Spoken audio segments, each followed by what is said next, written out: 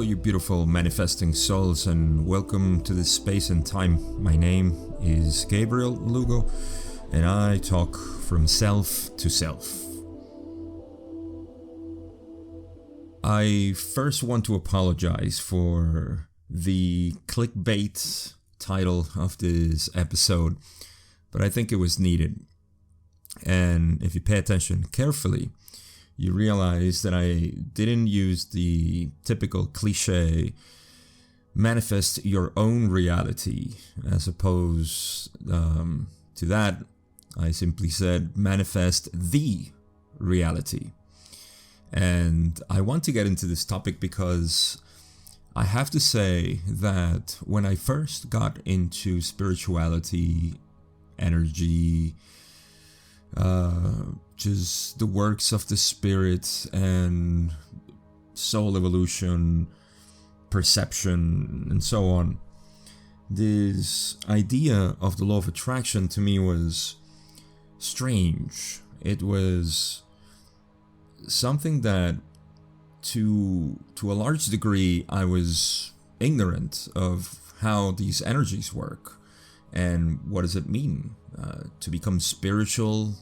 Does that give you superpowers? And if you do get superpowers, how do you use them? And this is what the law of attraction sort of evokes in us.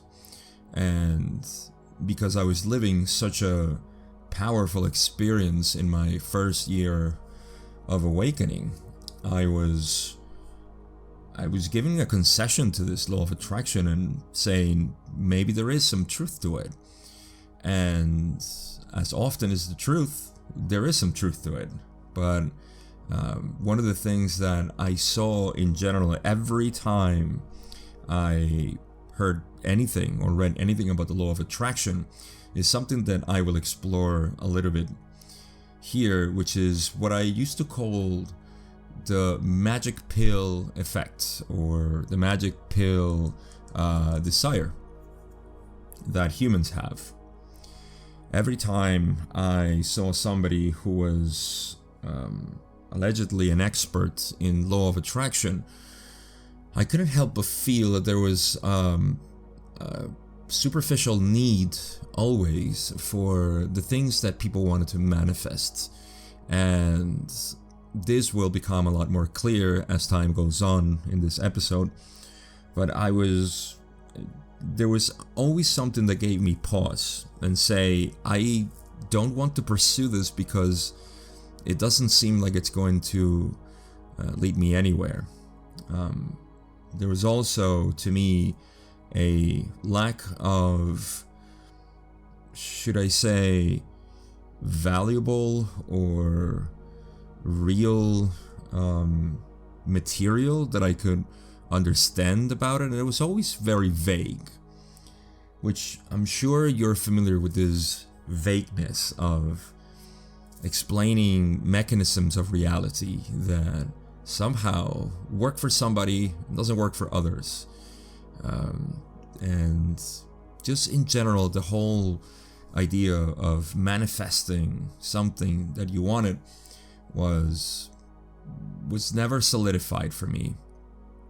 And so the magic pill effect is something that I explored a lot in my years of bodybuilding and as a coach of nutrition mainly. And that's because people, you could see it also in the aspect of training, but it's I think it's a little bit more clear to people that there is no magic pill for creating a body in weeks, although the industry likes to do this a lot. And I think this is what I captured with the law of attraction, that there was a lot of people showing those, if I could use my analogy of fitness, there was a lot of people showing those 12-week transformation. Manifest the house of your dreams in only 8 weeks.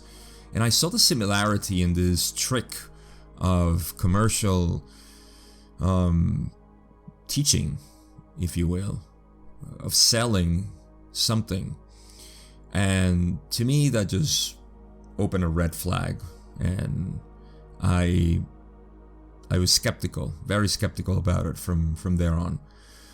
But you see, people get a lot more into the magic pill in nutrition because they feel that in nutrition, especially with the industry always showing that you can actually eat this for 10 weeks and lose X amount of pounds, or for the few who have trouble gaining weight, eat this and you will have this amount of muscle. That was all the need of people back then.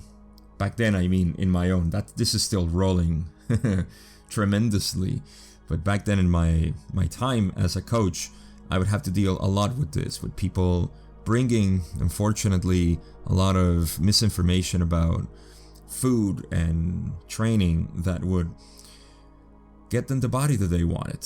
And so this magic pill, people looking for the specific food or diet that would give them the body that they wanted, or the training, or lack of training, actually, just going straight with nutrition and saying this builds muscle, and completely ignoring the fact that you needed to do some physical activity to actually give the adaptation to the muscle and create more hypertrophy. So this was just always strange to me, but I got used to it. And then I saw the same thing with the law of attraction. And there is this idea that if you can manipulate, and that's the key word here, if you can manipulate somehow reality, then you will be able to milk the cow, as it were. So you can have all those things that you desire. And so before I get into my own analysis, I looked into L&L research and found several quotes about the law of attraction that the Confederation talks about. And their philosophy, as usual, is always very direct into what it means, although poetical. And this is where I want to distill some of the information that is here. And I only want to read a portion of a channeling that is actually very recent. We're talking about January 4th of 2020. And this was Kuo, of course, who was channeled. And the information was very specific. Whereas in the other transcripts that I found, the law of attraction was mentioned barely as part of the discussion that they were having on something specific. But they all refer to the same principle. And this is where I think the truth of the law of attraction is, and where maybe is a turnoff for a lot of people, rightfully so, who seek to milk reality again, as a sort of way to acquiring that which they desire. So again, this is going to be much more clear as I go on, but first I want to read what Kuo said. Now, in this channeling, which again, it's always available in the show notes, you can go read it if you want to. Austin, who is one of the heads at the L&L research, asked Kuo the following. And he went straight for the question, which is really the same question that I was asking myself a lot as I went through this process of understanding the law of attraction and finding a lot of this information that just didn't click with me. And so he says, I would like to explore the idea of manifestation. It's a very common term in New Age communities, in terms of the phrase that's used a lot. We manifest our own reality. And there's the idea of the law of attraction, which says that we attract all of our experiences and circumstances to us in some way. So, I would like to understand the Confederation's perspective of the concept of manifestation and how it relates to the path of the positive seeker. This was a brilliant question. I love it. So, Kuo says, I am Kuo, and I'm aware of your query, my brother. Indeed, the manifestation of that which becomes true experience for any conscious seeker of truth is in direct proportion of the purity of such seekers' seeking.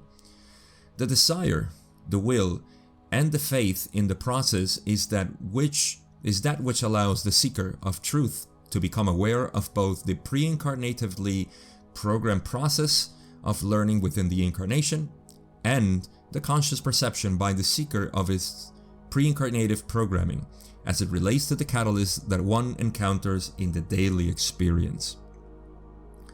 The manifestation of the qualities of love and understanding in some fashion, whether it be literally or symbolically, is the harvest of the fruits of the desire of the will of the pre-incarnative choices, of the catalyst facing the seeker constantly as it moves through this incarnation. This type of manifestation is a product then of many factors which the conscious seeker has determined by its own choosing and has enhanced by its continued processing and pursuing during the incarnation. The manifestation of any particular type of quality, be it understanding, unconditional love, acceptance, service to others, and so forth, is also intensified in its manifested state so that there is more to appreciate, more to work upon, and receive a benefit from as the seeker as then is able to see the manna from heaven, shall we say, as it falls into the consciousness of the seeker. This manna, this bread of life, is that which nourishes the soul, enhances the mental capacities, that feeds the body as well, so that the seeker is nourished upon this journey of seeking by that which it seeks, and that which it perceives, and that which it processes, and that which it produces as the fruit of this entire energy expenditure. Therefore, the manifestation is a product of many efforts of the seeker of truth, both before and during the incarnational experience. Okay, there is another question that I will cover here, but first let me go through this. It is phenomenal that when Kuo is asked about the law of attraction and manifesting your own reality, they, I would say, first as a priority, the way they see it, ignored completely the fact that we humans tend to think of the law of attraction, or manifestation for that matter, as things that we want, physical things that we want, whether that be an object, a person, or a little bit more subtle maybe, relationships and so on. And so they completely ignore all of this, and in their response they talked about the qualities of manifesting reality in terms of love, understanding, and the rest. If you listen again to this part, you will see that all they said was that the purity of the seeker and the need for manifesting reality is really based on the spiritual evolution of the soul, on the spiritual seeking, which means divesting itself from the limitations of the mind and scarcity, lack, and so on. So it has nothing to do with creating things. I'm sure there is a lot of people, and I'm not saying that everybody, of course, sees the law of attraction as something that is purely egoic, which is really what the mainstream, I would say, and there's a reason for that. I'm not saying anything anything pejorative about it, but rather the misconception that there could be a deviation from what the law of attraction really is into feeding the ego. Nothing wrong with that. The more you feed the ego, the greater it becomes, and for the seeker, then eventually that becomes the point of attention to realize that it needs to be deflated somehow. So all paths actually lead to the one.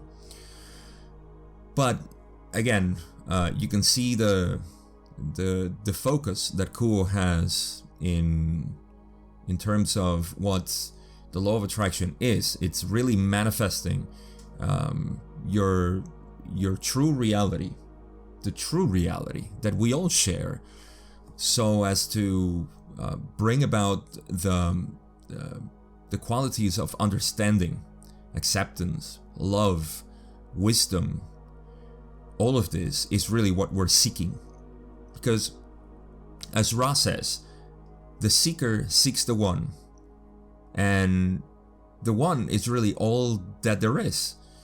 So, if you are seeking something in manifestation, because you want to manifest something, then inevitably what you're seeking is the one. And so your conception and understanding of the one, the oneness that we all are, is going to be the limits or the boundaries in which you will get involved in life to manifest whatever it is that you're trying to manifest. And so a limited mind will always see reality as scarcity. I want more. And so, of course, what is going to go, it's into the game of trying to achieve things, to manifest things. And will that work? I don't think there is a way to manipulate reality into giving you what you want as an ego, because the universe is a reflection. You're not milking anybody. You're just you're only reflecting yourself upon the universe.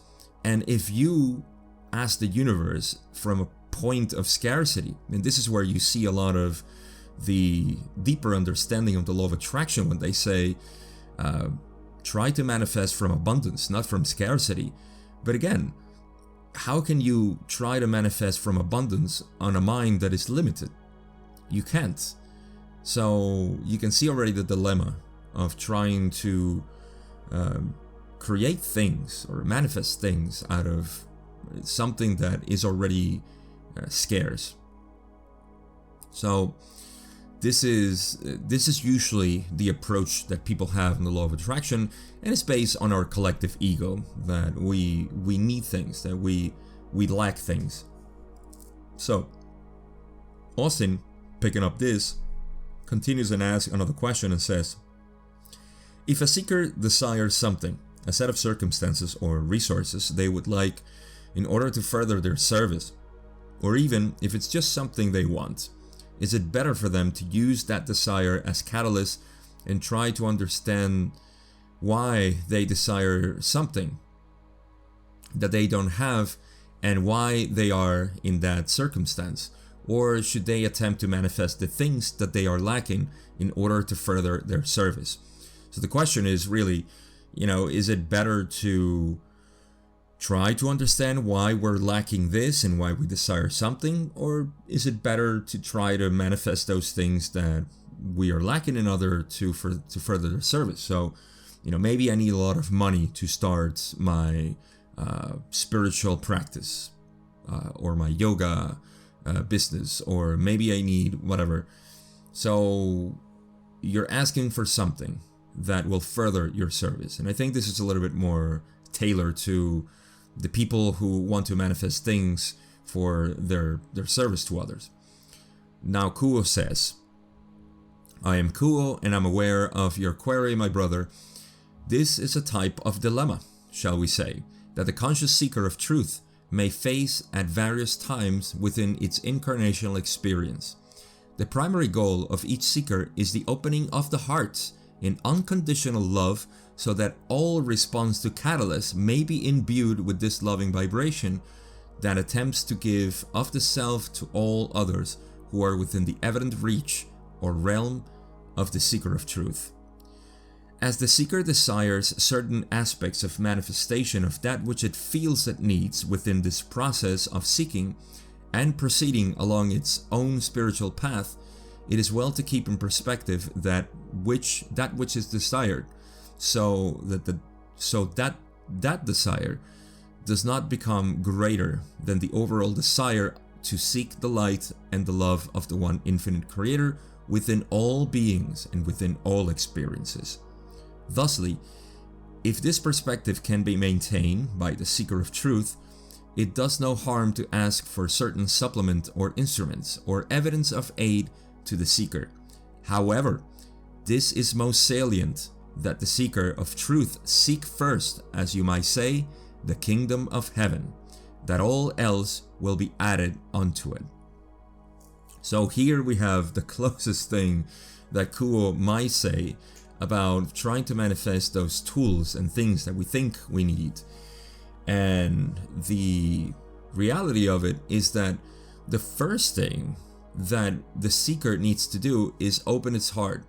This is the primary goal of each seeker, as Kuo says, is the opening of the heart in unconditional love. What does that mean? That means that your reality needs to be, as much as possible, the way you perceive the world is in open acceptance of everything and anything.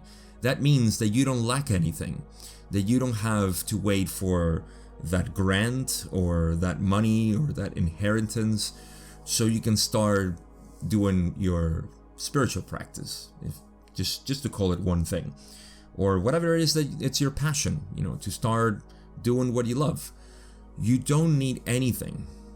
But it is, of course, part of the system in which we live that as you continue to do what you love, and this is really manifestation. I mean, I'm saying do what you're passionate about because this really is manifestation. If you are honest with yourself, the answer will come that that which you want to manifest is what you're passionate about. And yes, you may have a certain sense of lack and saying, I need a relationship. I need the best relationship. Well, that's already starting from the point that you lack something. And so the universe will give you something in return, always as a reflection, that will try to show you that lack in whatever means it is. So you may manifest a relationship, but that relationship is only going to enhance that lack. Again, and this is in the best case scenario where you get somebody who can kindly reflect that lack that you have, so you can process. This is the idea of a relationship, of a romantic relationship, or of a committed relationship, is to always show to each other, to mirror each other those things that we think we lack. So when we say you fulfill me, that means implicitly I like something that you fulfill. And so the conscious seeker will always try to interiorize this lack. So no matter what it is, the point of the law of attraction is that you want to absorb reality for what it really is. It's abundant, it's infinite. And so while you can see this, you will always have a sense of scarcity in you.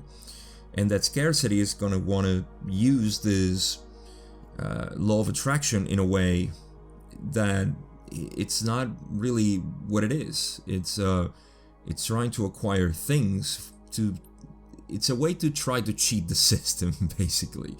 Just like some people want to cheat the system of biology by trying to just take a couple of pills and supplements and think they're going to manifest the body that they want. It doesn't work this way. And it is only a matter of understanding that what you're seeking is merging with everything. You see, let me go into my own analysis, which goes, of course, in accordance to everything that Kuo said. And like I said, let's just be honest. The only thing that matters, the only thing that it's important to our lives as spiritual seekers, is that we become one with everything. In fact, the only goal that exists, which is not really a goal, is what we are. The only thing we are is infinity. That is what we are. However, we, as a human experience, contract into a finite mind. It's important to keep this in mind. Because for us to understand, we need to understand the nature of our mind. The nature of our mind is limitation. Thanks to this limitation is that we can perceive a world that is, let's just say, segmented. So in this segmentation, we see that we are apart from each other and other objects and other things. And this is what really creates the experience.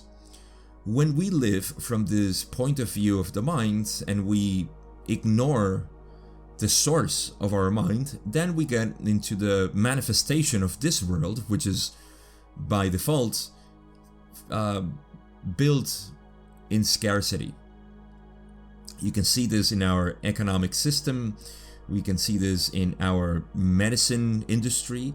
We can see this in the political arrangement, the geography. Everything is about boundaries, limits. Even morality is based upon limitation. There is no freedom. This is ignoring, of course, the fact of what the source of our mind is. And so, living by the mind, you will always see everything in separation. There is no other way. And the more we exacerbate the use of the mind, then the more we're going to see in scarcity. And so, when we return into our source, we see that consciousness, what we are at our foundation, because nothing else can be discerned beyond consciousness. Consciousness is the background of any experience, of any knowing. There is consciousness to it. We see that consciousness is actually infinite. And from this realization is that comes the idea that, it's not even an idea, the recognition that what we are is the infinite body of the whole creation. And so from here, there is no lack, there is no necessity, everything is perfect. There is no separation, everything lives in harmony. There is no way to destroy anything. And we see this, of course, in our laws of physics. There is no way to destruct energy, so why fear anything if it's all a game within the infinity of the energy that exists, and it's only a distortion of it that we enjoy in this reality. So again, this is the ultimate realization of the one, when you become the one. And so living from here, there is no need to manifest anything, because anything that exists in your life is already not abundant, because abundant is still bound to the antonym of scarcity, meaning that I live from abundance where others live in scarcity. That is not true. We all live in the plenum that Ra calls the infinite plenum that is this whole universe. So this is the pure abundance that sometimes it is said in the law of attraction that you should live with. And you see, what I love about the law of attraction, the love of attraction,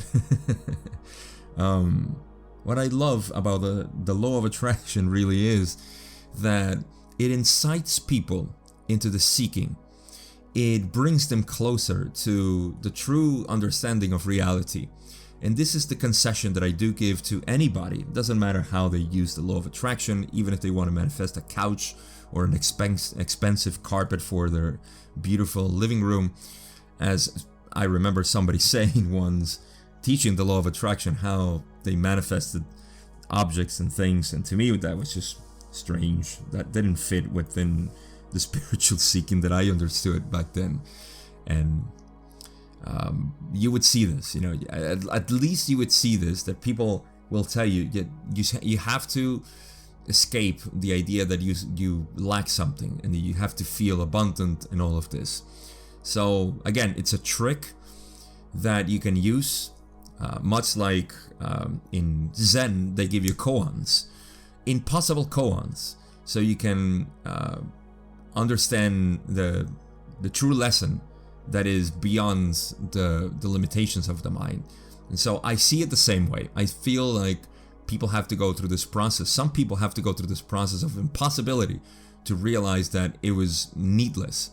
But I characterize myself, or at least I love to talk about from the goal, from the very center of everything, from the heart of the matter. And so I would always say things like this and direct you to the nucleus of the matter. So the limited mind desires. That is what the mind does. The mind is created to desire things, to do things, to explore the world as something finite, you see? And so it would seek to attract that which it perceives not to be. That is just how the mind works. But when you go back into the essence of yourself, you see, you will always feel abundant. You will always feel complete. It's probably the best word that I can use. And so it's fine that the mind wants to do its own thing, but it's also required that we return to our source and realize that that which the mind desires is only what it doesn't see that it has already. And you see, everything works out perfectly when you're living from abundance and things come to you and you say, well, you know, this is no more or less than I need. This is exactly what I needed right now, period. You know, there is no trick in the mind trying to say, oh, you know, just try to get with what you have. And there is still a struggle there. There's still a frustration that, well, you know, okay, I'll just make do with what I have. No, the true essence is that you see that everything that you have, or where you are at the moment right now, is where you need to be, because the experience that you're having is exactly what the universe wants to have. Once you get with this and you simply allow yourself to float in the river, there is no expenditure of energy. There is simply the flowing of it. And things may seem to come to you as you didn't expect them. I didn't expect to have this, and it just came to me. So, are you really manifested things, or are things manifesting to you? And that's a better question to ponder. So again, you know, from the personal desire, we always want to acquire, because the personal entity is limited. So from a personal desire, we're always going to want to acquire things. Whereas from the impersonal desire, which is just simply the desire to share things. You see, because everything is so perfect and complete within you that all you want to do is share. You see, this is the key to discern the desire of wanting from the personal need, the one that is limited, the one that is not satisfied with what it has, so it needs to acquire more things, more people, more relationships. And if you can discern that and see, well, that is the personal desire, which always is a need. Whereas the impersonal desire, that would be what you want to share because you're just so full of it. Oh, that sounds a little bit weird. You're so full of the essence of reality, of whatever you want to share. This is where I say you find your passion. Because that which you're passionate about, you do without concerning yourself with time or space or limitations of money and this. You just do it because you want to do it. And this is an impersonal desire. It's one that wants to share. And so the former arises from scarcity, whereas the latter comes from abundance.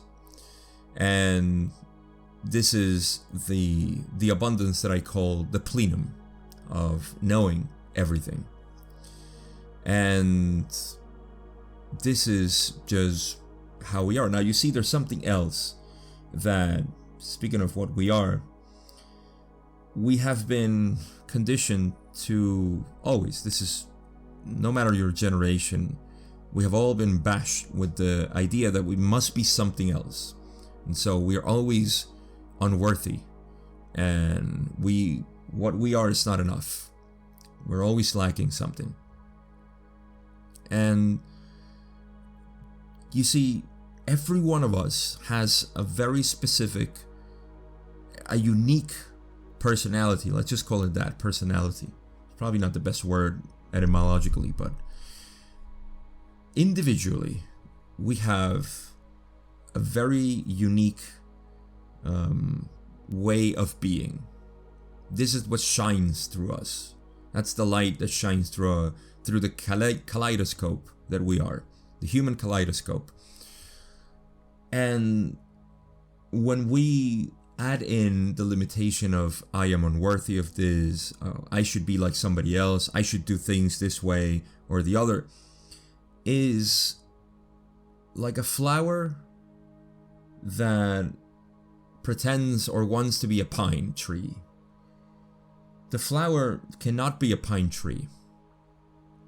The flower can only blossom into petals and its own leaves, if it has any, or the colors that it shines, the nectar that it may produce, and everything else that is the quality of a flower.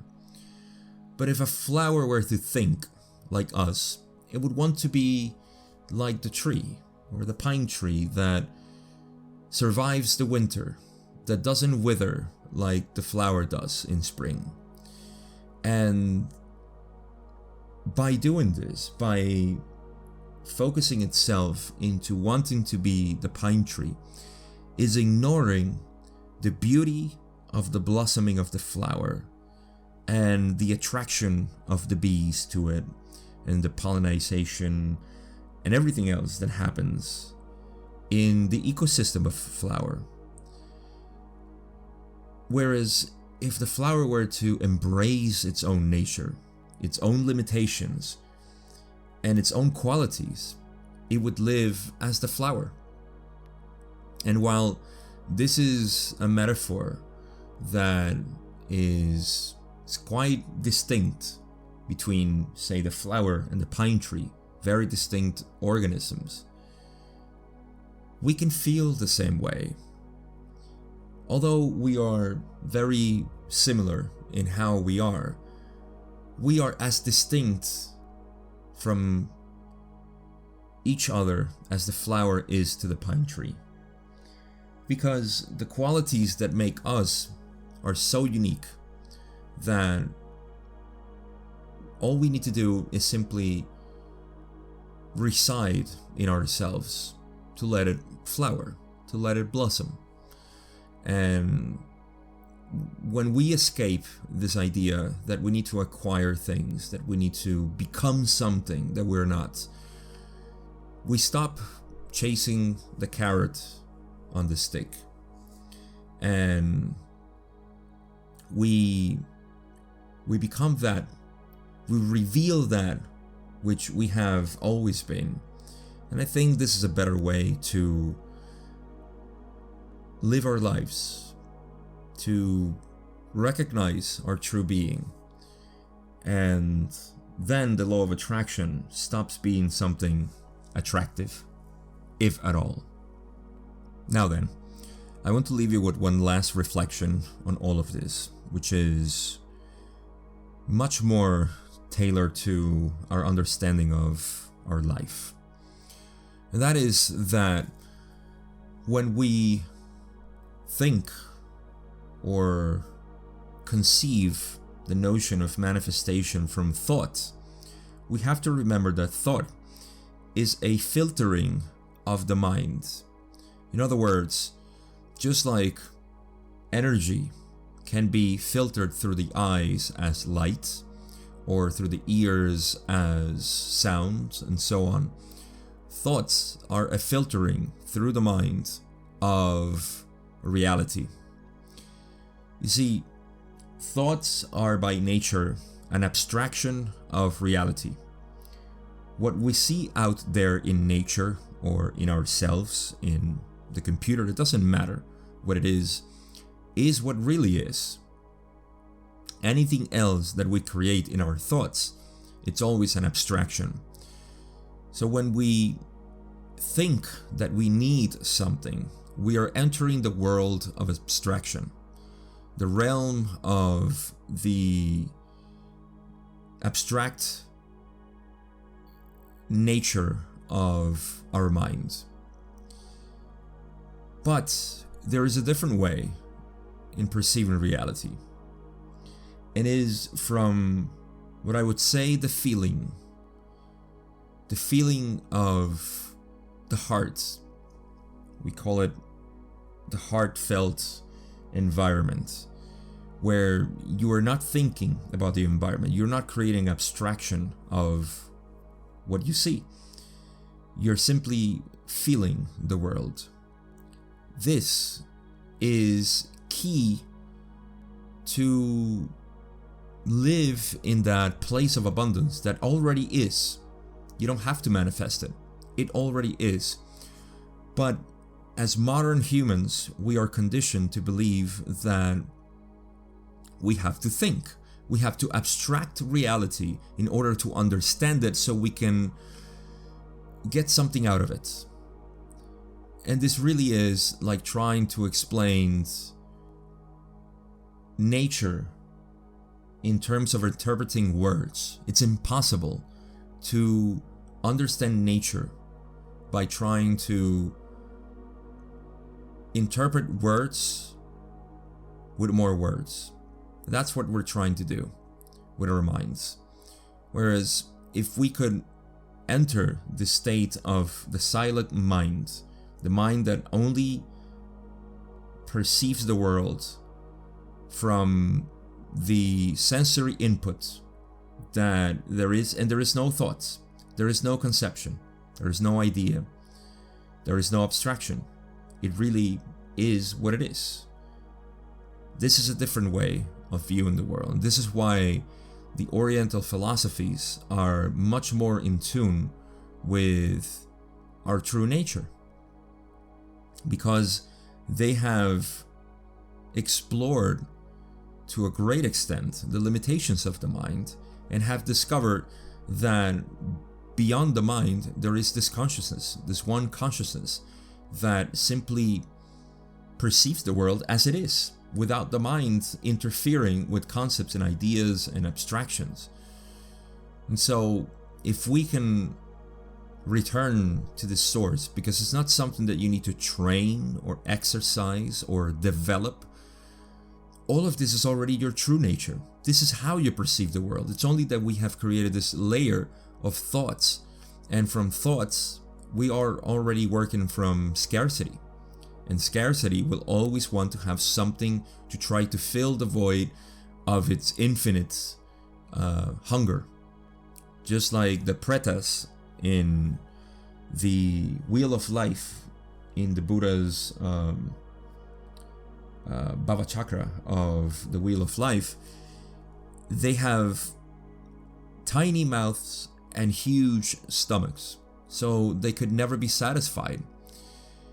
That's exactly what the mind trying to manifest things to, because all manifestation is always with the idea that we want to have more, to be happy, to be loved, or to be able to love, or to live in harmony. You will never be able to achieve this through the limited mind.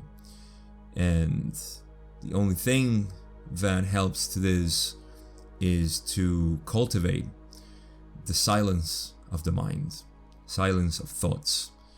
And from there, manifestation is not even a thing that happens, but something that already is in your experience. With that, I come to the end of this episode. I hope this was enlightening for you in some way, as this topic is fascinating for us to simply explore the way in which we live limited by our own self, by our own perspective of the world, and how we can nurture and reveal this one perception that exists innate in all of us. I thank you, as always, for listening, and with nothing else to say, I'll catch you in the next one.